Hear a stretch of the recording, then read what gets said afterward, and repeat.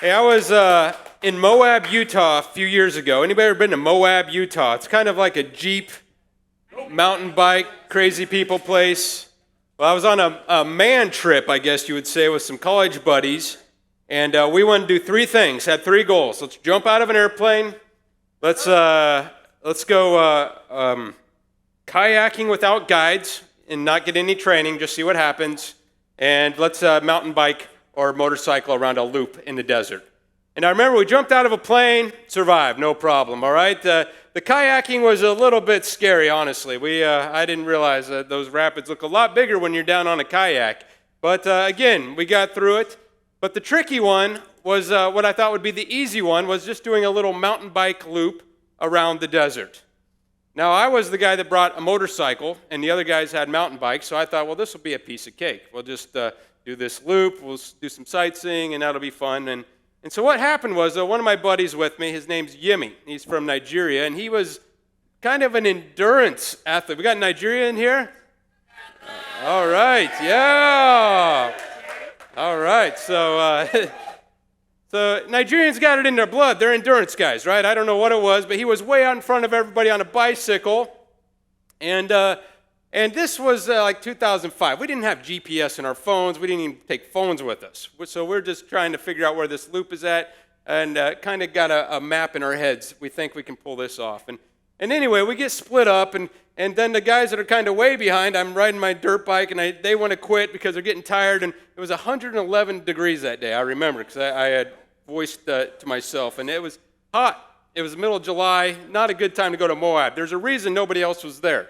And then Yemi was way out front, so I told the guys, just go back and I'll go find Yemi. And he's way up there, and I finally find him on this loop. And I said, Yemi, hey, everybody's getting tired. They're just heading back to the truck. And he said, well, maybe we should turn around and go back. And I said, hey, Yemi, you know what? I think I know a shortcut. I think we can just go through the desert this way. We'll make a left. We'll make a loop. I think it's a loop, right? He's like, okay, and then we try to do it, and we're not getting anywhere, and so I said, I had another great idea. It's like, Yemi, we're going too slow. Those guys, they're going to call search and rescue on us or something if we don't get back. So let's, you know what, why don't we take your bicycle and we'll strap it to my motorcycle? That's a great idea, right? And you can ride behind me, and we'll see how this goes. Well, it didn't take long for me to try to go up a hill, and we're wheeling and losing balance because there's a bike on front of the motorcycle, and crashing. And now I've dented his $400 bike and scraped it all up. He doesn't get mad at me. He's a nice guy.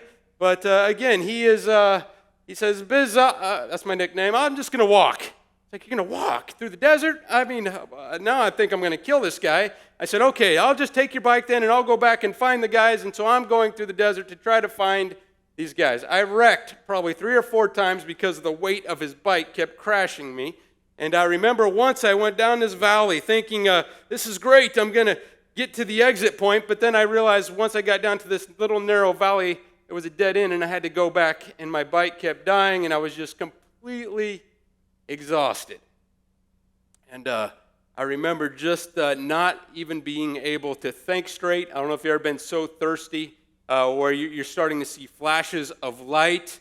There's a video of me we tried to show earlier, it didn't work, but I remember just thinking, this is nuts. This could be it, but I love this stuff. I don't know why. I don't know. I like being close to the edge. I don't know why, but I remember just losing my mind out there with Yemi, and eventually, somehow, there was one Jeep out there that eventually we found, and he rescued us, and I had never chugged water so fast in my life. And I remember him taking us back. But before we found him, I'll never forget, I found a puddle of water. And I remember I wanted so badly just to drink this water that I had found. It was just a puddle. I got down to drink it, and I noticed there was like gasoline in it. But I was so thirsty. I thought, should I or shouldn't I? What do you think? Should I? Shouldn't I? Who's in? Okay, those of you that are in, that ruins your organs and can kill you, all right? Tastes good for a while, but it's going to bite hard later. And luckily, I was going to filter with my sock and said, that's too stupid, I can't.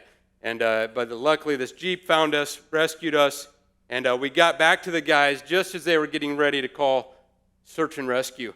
And I just remember that time being so thirsty. I don't know if you've been that thirsty before, but it's not fun when all you think about is water. Now in America, we don't have to think about water very much. In fact, you see this a lot. You see this swimming pool here. This swimming pool holds 300 gallons of water.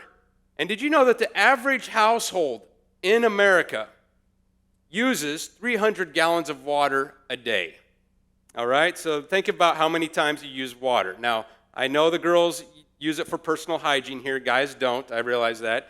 But I do know the guys use quite a bit of water when they flush the toilet, because the guys are like double flushers here, right? Any double flushers? Takes 2 or 3 flushes. Well, every time you flush, that's 3 gallons, 6 gallons, 9 gallons, all right? I think we got a 12-gallon guy here flusher, all right? So some of you guys know what that is. Water, we don't even think about it here. It's just kind of the norm. It's all around us. If we want a drink, we go get a drink. We always say in America, drink 8 glasses of water a day. Well, that's easy for us, but not for a lot of people in the world.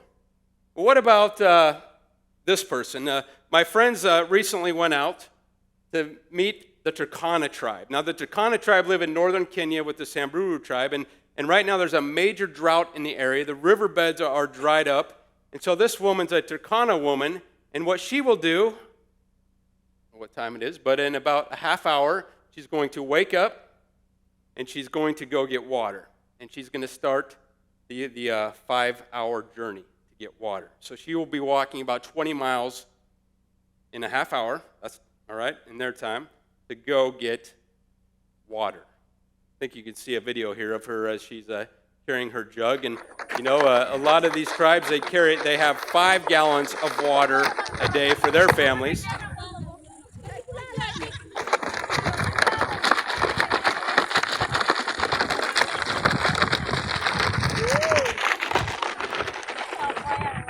And if you have a heart for, like we said, those dark, dangerous, despised places in the world, my friends that went there, they're from another tribe. We sent them. They're the unusual soldiers going in, and they said, we ain't never seen anything like this, Caleb. In fact, look where they're going to get their water on this next picture. You can see that they're not going to like some well. They're going to a riverbed, and they're digging holes, and they're trying to drink out of that. And what was interesting, though, my friends said, we talked to this tribe, and they said that, we said, we're going to pray for rain for you guys. They said, don't pray for rain, because then our cows will get fat, and they'll start having milk again. Then the neighboring tribe will come and take our cows or kill us to get the cows.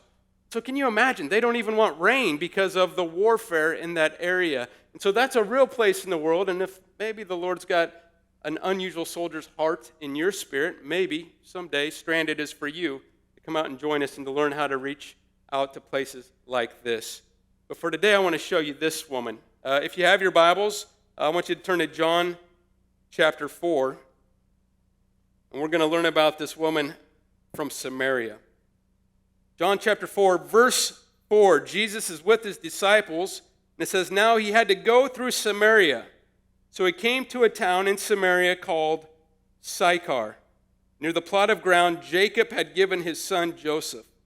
Jacob's well was there, and Jesus, tired as he was from the journey, sat down by the well. It was about noon.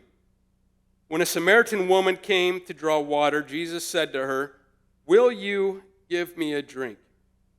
His disciples had gone into town to buy food, so he was all alone.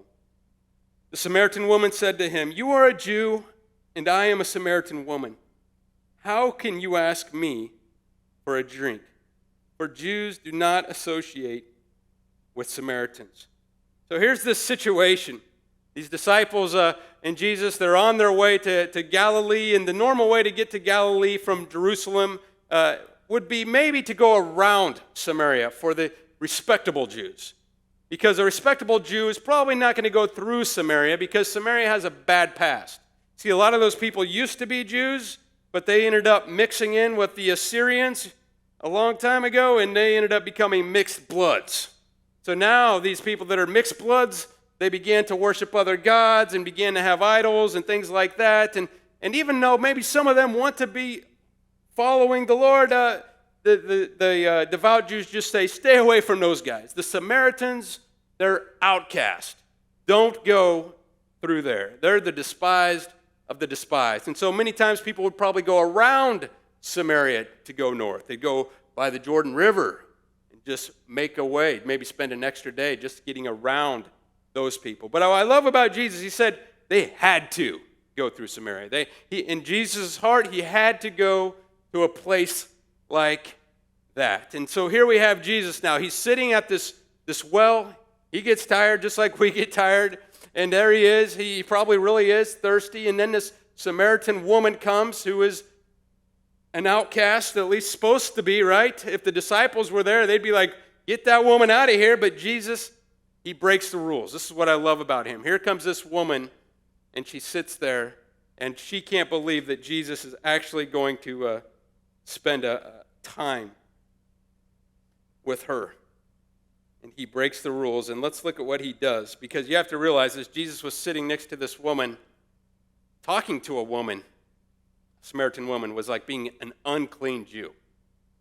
If you're sitting by her alone, that's really bad. And if you're trying to drink from her vessel or from her container, that's making yourself unclean. But Jesus, I loved it. You guys have been studying this, right? He saw her, he knew her, he loved her, and he continues this conversation with her. So let's see what happens next. Verse 10. Remember, she said, "How can you ask me for a drink?" And Jesus says this, "If you knew the gift of God and who it is that asked you for a drink, you would have asked him, and he would have given you living water." "Sir," the woman said, "you have nothing to draw with, and the well is deep. Where can you get this living water? Are you greater than our father Jacob, who gave us this well and drank from it himself, as did all his sons and his livestock?" And Jesus said this, "Everyone who drinks from this water, they'll be thirsty again, but whoever drinks the water I give them will never thirst. Indeed, the water I give them will become in them a spring of water welling up to eternal life." And then she said, "Okay, sir, give me this water so that I won't get thirsty and have to keep coming here to draw water." So here you see this lady, she's thinking of the physical water, and she's like, I don't want to keep coming out here to draw this water. And if you notice it said that she was there at noontime. Okay, this lady in Africa, when is she going out to draw water? Okay, the lady in Africa, though, she's going out early morning, probably in the cool of the morning. Probably 5 a.m. is when she's going to get up around that time, and for that next 5 hours, she's going to get water. Normally, that would be what the women would do here, too. They'd get up in the morning to go get water together. It's a time of fellowship, a time to be together, a time to enjoy, the latest stories probably together. But here's this lady out at noon, the heat of the day, kind of like when we were in Moab, the heat of the day, it's hot, it's arid region, probably because she doesn't even want to be with other Samaritans. You see, she wasn't just a despised Samaritans by the Jews, but it appears that she was probably a woman who was trying to avoid other women because she was despised in her own community. See, watch what Jesus does here as he goes to this next moment with her. Remember, Jesus sees her, but then he knows her. Watch how he knows her. This is what he says. Okay, so let me go back. So the woman said to him, "Give me this water so I won't be thirsty again and have to keep drawing water here." And then he told her this. He said, "Go call your husband and come back here." She said, I have no husband." And Jesus said to her, "You're right. When you say you have no husband, the fact is you have had 5 husbands, and the man you now have is not your husband. What you have said is quite true." "Sir," this woman said, "I can see that you are a prophet. Our ancestors worshipped on this mountain, but you Jews claim that the place where we must worship is in Jerusalem." And then they begin to talk about where they can worship, and Jesus basically begins to tell her there's a time coming when it's more about worshiping with your heart and spirit and truth. And then in verse 25, the woman said, "I know that the Messiah, called Christ, is coming. And when he comes, he will explain everything to us." Then Jesus declared, I, the one speaking to you, I am he. I love that Jesus saw this woman in that moment. He not only saw her, but he knew her. He knew her brokenness, but he didn't condemn her. He didn't come at her with anger like she'd probably seen so many times.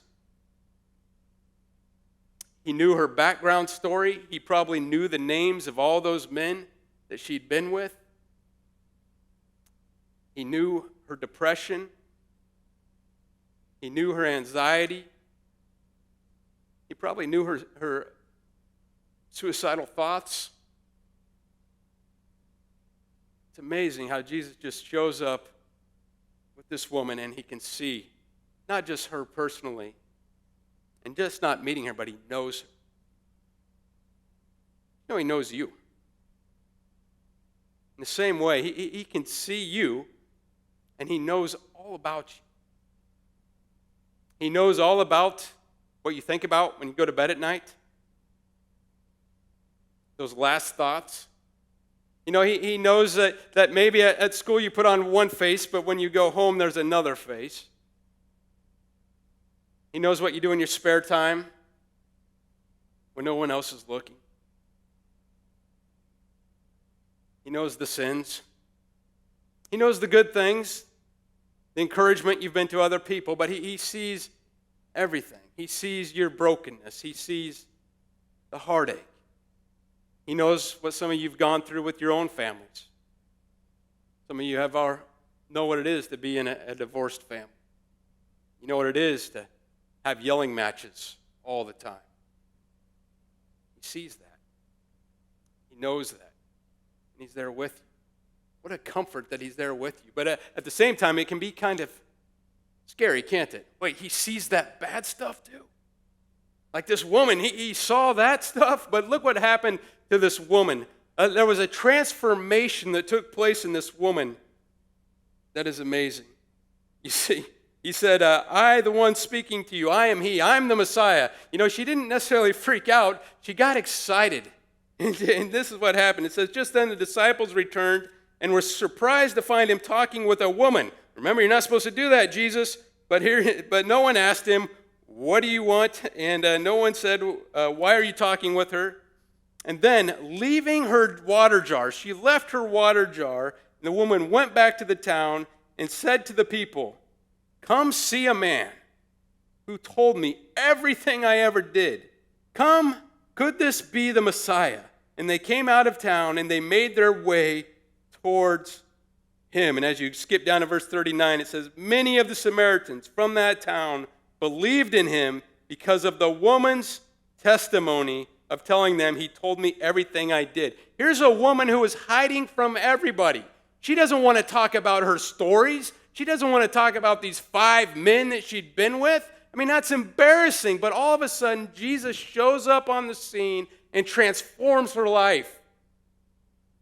She finds the Messiah. She finds love and compassion, and she goes back and she tells everybody all of her junk, doesn't she? I mean, come meet the guy that told me everything I ever did. What are people in her town going to say? Well, what did you do? Well, I was with this guy. I did this and this. She's probably going to list out her sins, and then they're like, what? I can't believe this woman's saying that. She's giving her testimony. Then all these people come to meet with Jesus, and that region believed because she was transformed.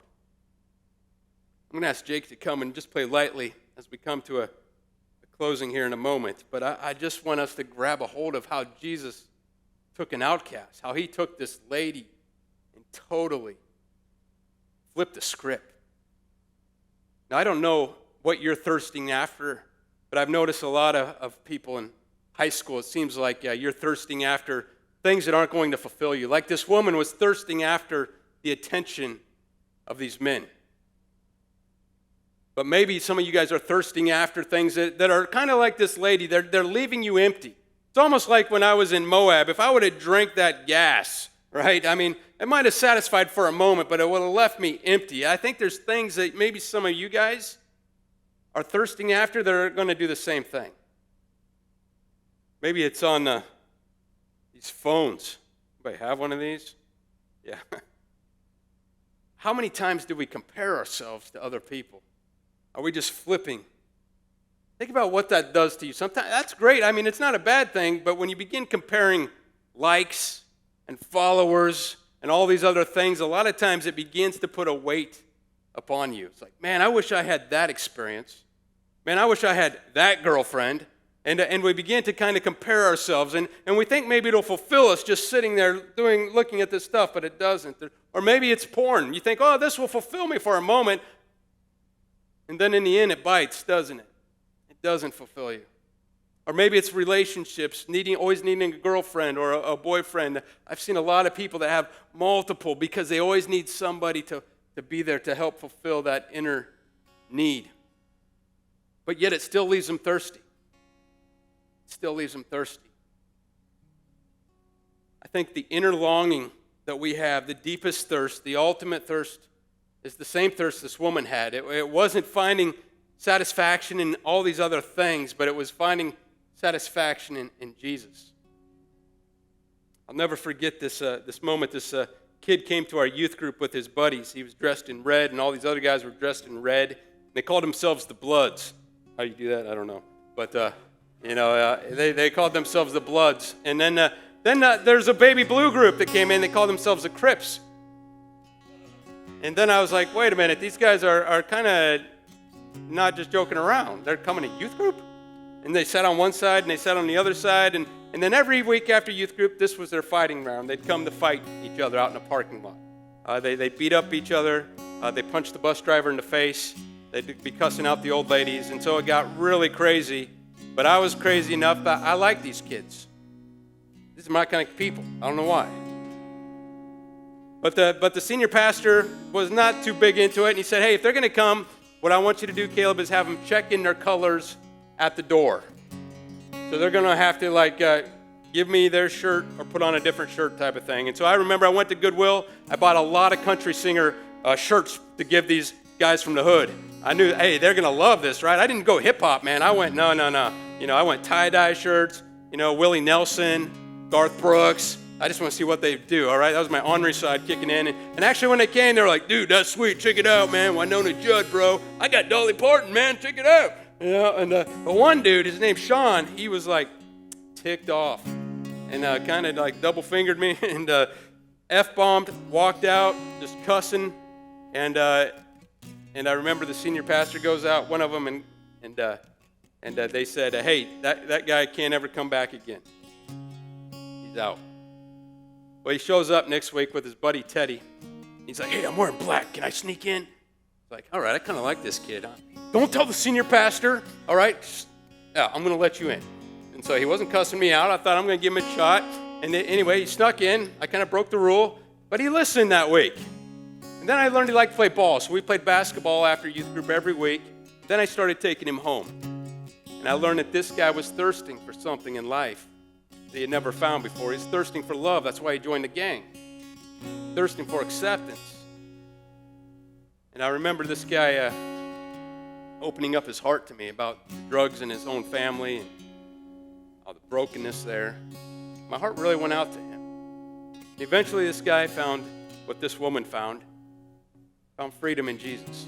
Never forget the day when he ran up to me and said, I gave my life to Jesus. I found freedom. I asked him to forgive me over my sins, and I stood up in front of everybody. And in his life, he said, I'm different now, Caleb. And not all the gang did that, though. He was kind of a leader. I said, well, what about a next step? As I began to try to disciple him, I said, what if we pray that the Lord begins to fill you up kind of with his power and his spirit? And well, why don't you go to juvie with me? It's like, I've been there. No, not that way. No, I mean, speak. Like, share your testimony. Remember this lady? She shared her testimony. What if you shared at juvie? Teddy's there, man. That's my best buddy from the gang. He's still in the gang. What if you do it? Oh, dude, I'm scared, man. All right, bro. And so he decides to go and he shares his testimony there. And I'll never forget, 6 or 7 people came to Jesus through his testimony, not mine. And then Teddy comes up to him afterwards, kind of shoves him a little bit. Security guard's there, so he's got to be careful. But I remember he said, you got to be true to the gang, bro. What's this I'm not going to say all he said, all right? But what's all this stuff? I'm done with you. I'm through. Walked back to his cell.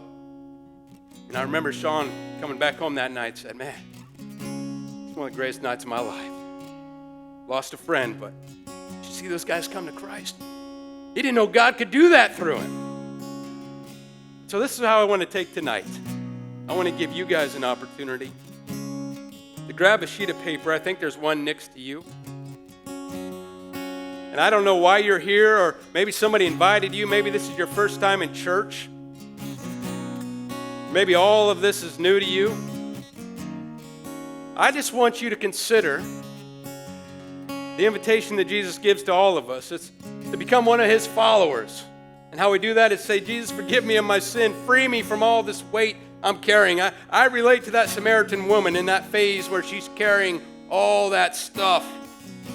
Jesus, I want to be free of my sin. Jesus, I want to follow you. And if that's you tonight, I just want you to maybe write at the top of that paper, free or freedom. All right, just write it real big. And then underneath that, write a 3-sentence prayer to Jesus. Jesus, I want to be free. I want to begin a walk with you. I want to begin to know you. I want to begin to find you like that kid Sean did. And some of you here, you've known Jesus a long time. And let's be real. I mean, I wish our wells were always welling up, right? We're always overflowing for Jesus, but sometimes we have dry seasons. And I want to encourage some of you, if you're feeling dry tonight, maybe just to write on the top of that piece of paper, I want you to write, fill. Fill me, Lord.